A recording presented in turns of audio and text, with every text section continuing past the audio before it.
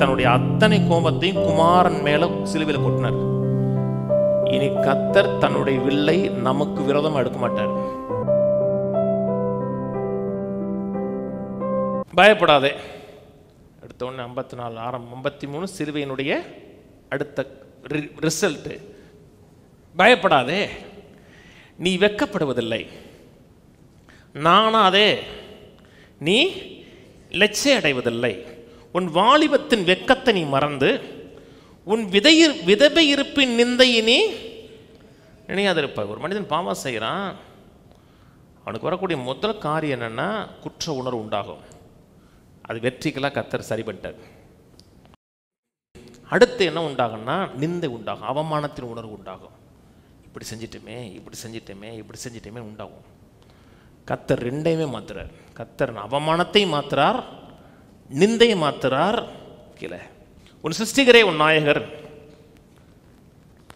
சேனைகளின் கர்த்தர் என்பது அவருடைய நாமம். இஸ்ரவேலின் பரிசுத்தர் உன் மீட்பர், அவர் சர்ம பூமியின் தேவன் எனப்படுவார். கைவிடப்பட்டு மனம் நொந்தவளான ஸ்திரியைப் போலவும் இளம் பிராயத்தில் வியாகம் செய்து தள்ளப்பட்ட மனைவியைப் போலவும் இருக்கிற உன்னை கர்த்தர் அழைத்தார் என்று உன் தேவன் சொல்லுகிறார்.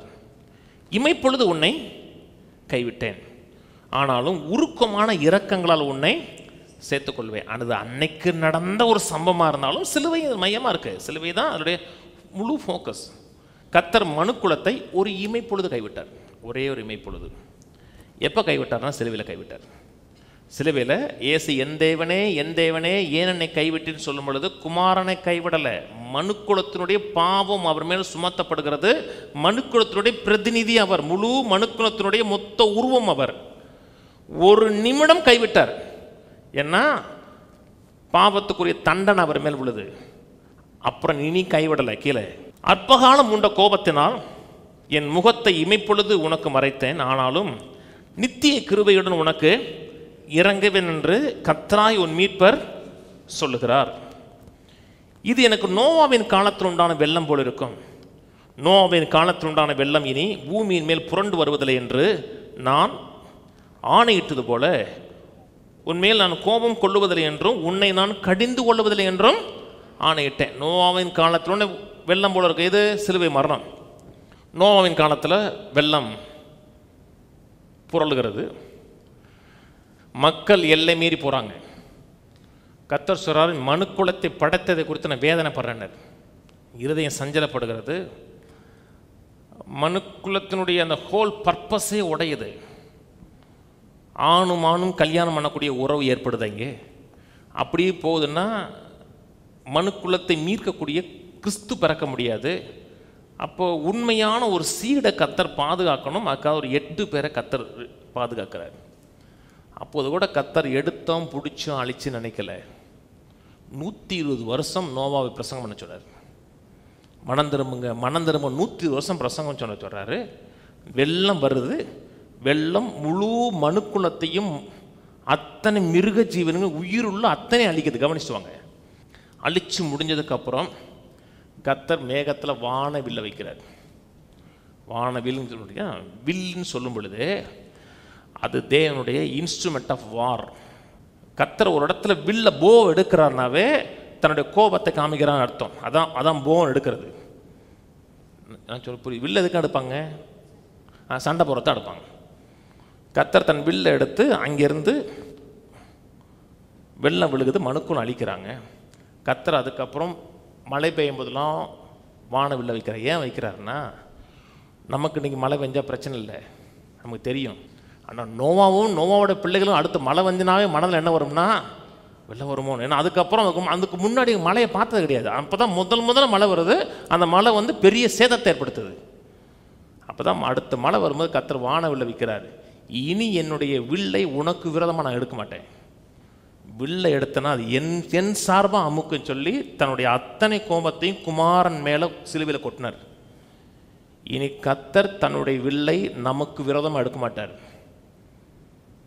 நான் சொன்னது புரியுதுங்களா? அதனால தான் சொல்கிறேன், இனிமே உன்மேல் கோபம் கொள்ளுவதில்லை என்றும் உன்னை கடிந்து கொள்வதில்லை ஆணையிட்டேன். கர்த்தர் ஆணையிடணுமா? என்னுடைய உறுதிக்காக கர்த்தர் சொல்றார், உன் வாழ்க்கையில் எனக்கு எந்த காரணத்தை கொண்டு உனக்கு கோபம் போகப்பட மாட்டேன். ஏசாயா 39 அதிகாரம் இஸ்ரவேல் மக்களுடைய மீறுதல், அவருடைய மனம் திரும்புதல், அதை பற்றி பேசுகிறார். 40 ஆரம்பித்தோடனே அப்படியே சாப்டர் மாறுது. ஆற்றுங்கள், என் ஜனத்தை ஆற்றுங்கள், தேற்றுங்கள், என் ஜனத்தை ஆற்றுங்கள், என் ஜனத்தை கம்ஃபர்ட் பண்ணுங்க. ஏன் கம்ஃபர்ட் பண்ணுங்கன்னா கீழே போடு. எருசலேமுடன் பச்சைமாய் பேசி அதன் போர் முடிந்ததென்றும் அதன் அக்கிரமம் நிவர்த்தியாயிற்று என்றும் அது தன் சகல பாவங்கள் நிமித்தம் கர்த்தரின் கையில் இரட்டிப்பாய் அடைந்து தீர்ந்ததென்றும், அதற்கு யாருடைய கையில்? கர்த்தரின் கையிலே அதனுடைய பாவத்து நிமித்தம் இரட்டிப்பாய் அடைந்து தீர்ந்ததென்றும் அதற்கு கூறுங்கள். எப்படி கூறுங்க? கம்ஃபர்ட் பண்ணி கூறுங்க. வர வேண்டிய எல்லா தண்டனை முடிந்துருச்சு. இனி தேவனுக்கும் மனுஷனுக்கும் இடையே வார் கிடையாது, யுத்தம் கிடையாது. வார் இருக்கா? வார் இருக்கு, ஆனால் எனக்கும் தேவனுக்கு இடையே வார் கிடையாது. என் மனதில் ஒரு வாரம் நடக்குதா? இருக்கு. 2 கொரிந்தியர் 10 சொல்றாரு, நம்முடைய போராயுதங்கள் தேவனை அறிகிற அறிவிப்பு பிரதமாக எண்ணங்கள் வந்து மனதில் தாக்குது. பிசாசுடைய யுத்தம் இருக்குதுன்னு எபேசி 6 சொல்றாரு. ஆனால் எனக்கும் தேவனுக்கு இடையே யுத்தம் கிடையாது. எனக்கும் தேவனுக்கு இடையே சமாதானம் இருக்கு, சந்தோஷம் இருக்கிறது. தேவன் ஒரு நாளும் ஒரு தீமையோடு நினைச்சு பார்க்க மாட்டார். கர்த்தர் நம்மை கம்ஃபர்ட் பண்ற மூடில் தாங்க இருக்கிறாரு. ஆற்றுங்கள், தேற்றுங்கள். பேதுரு மறுதளிக்கிறாரு, சிலுவைக்கு முன்பாக சொல்றாரு, யார் மறுதளிச்சாலும் நான் மறுதளிக்கவே மாட்டேன். சில சொல்லுவாங்களா, யார் போட்டுங்க நான் அவங்க கூட இருப்பேங்க. அப்படிதான் அவர் சொன்னார். யார் மறுதளிச்சாலும் நான் மறுதளிக்கவே மாட்டேன்.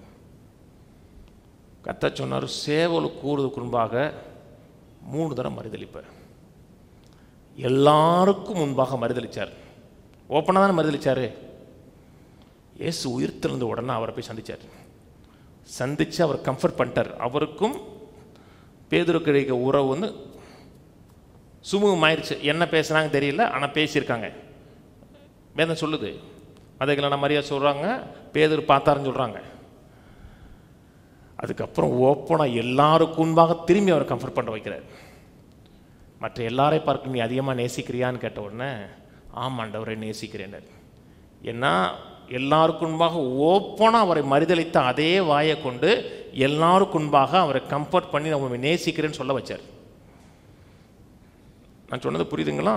ஓப்பனாக அத்தனை பேருக்கு முன்பாக அவர் மேல் நேசமாக இருக்கிறோம், நான் அவர் மேலே நேசமாக இருக்குன்னு சொல்ல சொன்னார். என் நாட்டுக்குட்டியை மேய்ப்பாய் ஃபீட் பண்ணினார். பழைய ஏற்பாட்டு காலத்தில் அப்படி மறுதளிச்சோம்னா முடிஞ்சிருச்சு. இப்போ வந்து கர்த்தரின் ஜனங்களை ஆற்றுங்கள். ஏன்னா இவன் இந்த பாவத்துக்குரிய தண்டனையும் கண்டிப்பாக கொடுத்து தீர்த்தாச்சு.